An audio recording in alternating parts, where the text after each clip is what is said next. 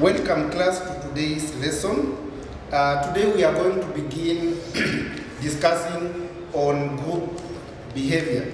Now within an organization you will find that we are always operating as a team, or we always operate as groups. So meaning that groups within an organization automatically they are going to play a pivotal role in ensuring that the performance of the day-to-day activities is something that is ably realized. So we are going to ask ourselves now, what is a group?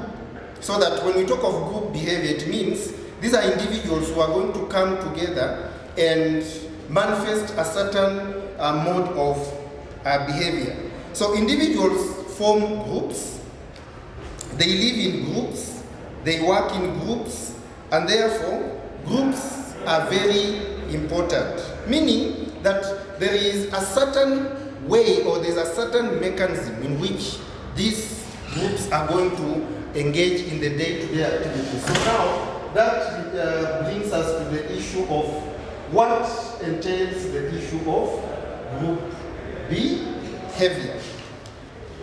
So one of the key issues is, it is us to realize what the significance of groups play within the organization, and if it is so, then to what extent are they going to come across. Elton Mayo, one of the major players in the management field, has emphasized on what groups play in an organization and the impact they always create within the organization, which idea is going to give either a proper engagement or maybe a proper indictment across the point.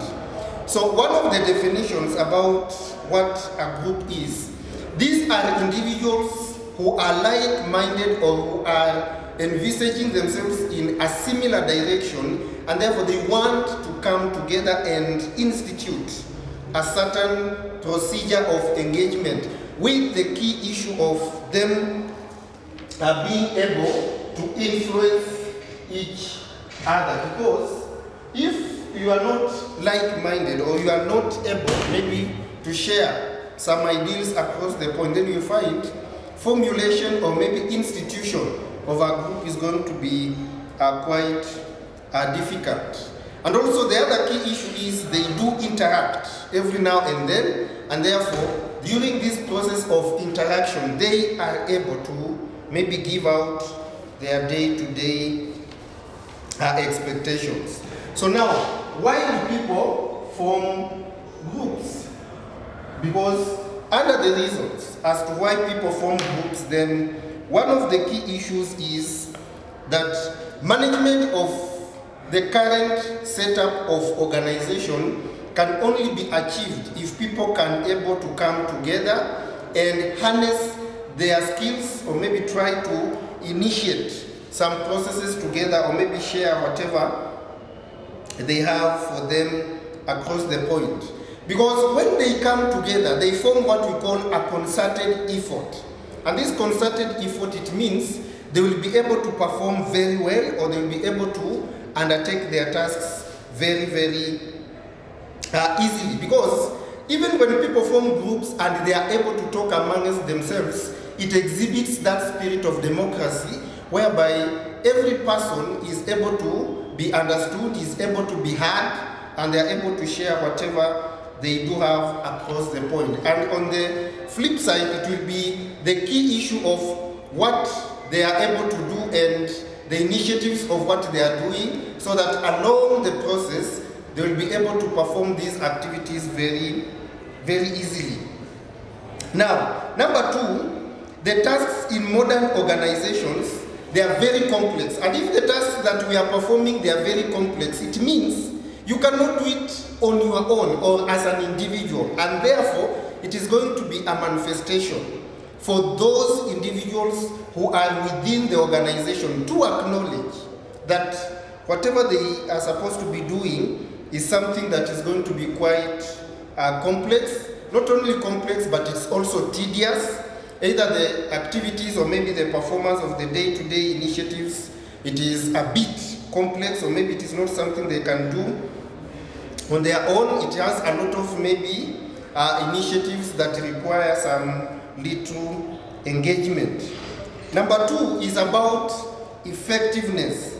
And when the management engages in their day-to-day activities, effectiveness of that management team will only be achieved if also the group can be able to undertake their tasks as envisaged, as undertaken, and also the way it has been programmed. Because we cannot do everything on our own, but also when the spirit of engagement is being undertaken, then we are looking at different responsibilities being performed by different individuals, but under the banner of integration, so that everybody is able to meet and is able to perform what is duly expected of them.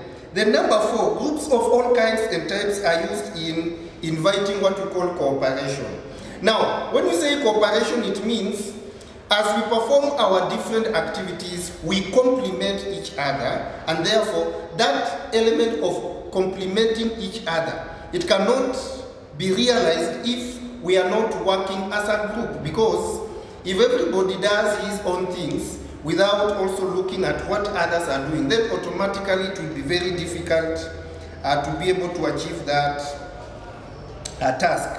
Then number 5, there are several issues in an organization which an individual cannot perform, either because of the complexity or because of the bureaucracy, or maybe because of other maybe characteristics that are coming in, which means it will always force such individuals to bring on board their fellow friends or maybe their fellow individuals, so that as they share the discomfort or maybe those activities, they are in one way or another going to utilize that as a means of engagement. So something that an individual cannot be able to do on his own, then it will always be prudent to make sure that they are teaming up with others to be able to perform that activity.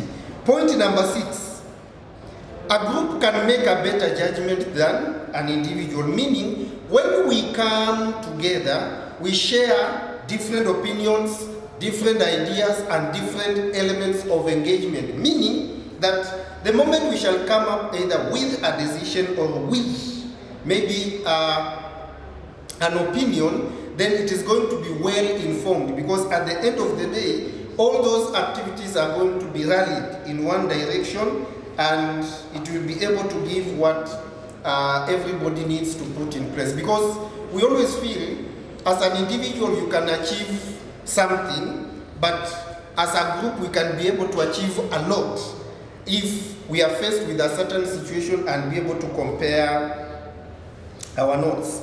Then number 7, while accomplishing tasks, groups can be very creative, because these are individuals who are emanating from different quarters of either professionalism or maybe different quarters of training. And therefore, when they come together, then they are able to come up with very creative and innovative ideas, and this will, in one way or another, manifest what is duly going to give the best results. Under the spirit of division of labor as the next point, when we form a group, then we are able to share ideas, we are able to share our responsibilities, and therefore, whatever not very difficult or very complex, it is subdivided into simpler tasks that are performed by each member of the group, thus making that responsibility or task to be quite simple and quite easy to achieve. Because if you take it all along wholesomely, then it is going to be quite difficult. Then the other thing is, group efforts substantially affect individual, his attitude and behavior. So, meaning what is going to be done, also the members of that team are going to have their own initiatives across. And lastly, groups have the ability to satisfy what is duly needed, because those shared responsibilities and key initiatives, then they give them an impetus of engagement and they'll be able to perform what is across. The last item there is about group effectiveness. And group effectiveness simply means when you form a group, it should not be dysfunctional, or maybe it should not be something that is not coming out very swiftly. So how can we measure the effectiveness of a group? Number one is productivity.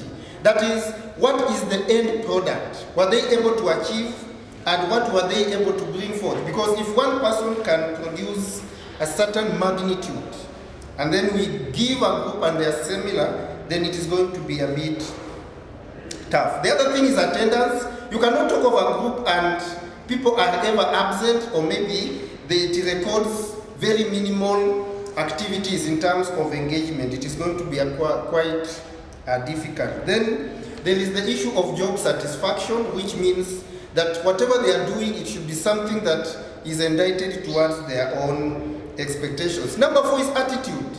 Because if their attitude is not quite impressing whatever they are doing, then the group will be a mirage, because everybody should have a feeling that they should be coming in. Number 5, the group should take care of the welfare of the employees, because sometimes we form groups so that we can share our discomfort. So this element of well-being can be taken care of. Number 6, we learn from our friends, and therefore when we form groups, we are able to learn from our friends. And lastly, retention, meaning the human resource department will use groups as a means of trying to inspire confidence in employees and make sure they are able to move on very swiftly.